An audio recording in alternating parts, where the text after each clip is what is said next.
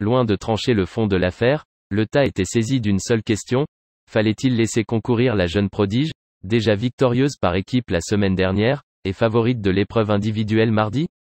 Provisoirement suspendue par l'agence antidopage russe, Roussada, mardi dernier, jour de l'annonce de son résultat positif, Valieva avait obtenu la levée de cette mesure mercredi en appel.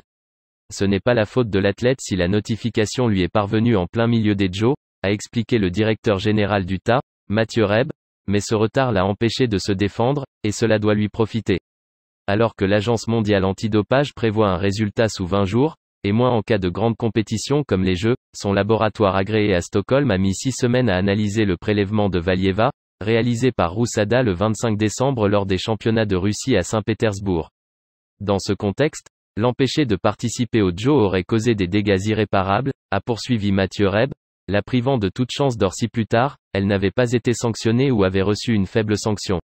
Enfin, rappelle le TA, Kamila Valieva a moins de 16 ans et est donc considérée par l'AMA comme une « personne protégée », avec des règles spécifiques de preuve et des sanctions allégées.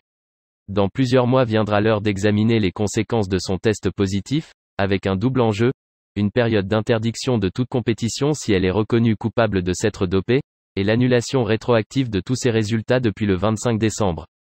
Elle peut donc non seulement perdre son titre de championne de Russie fin 2021 et de championne d'Europe début 2022, mais également l'or olympique par équipe et l'éventuelle médaille qu'elle peut décrocher en individuel aux Jeux. Son jeune âge implique d'ores et déjà des sanctions réduites, allant d'une réprimande à 2 ans de suspension, contre 4 habituellement, selon le Code mondial antidopage.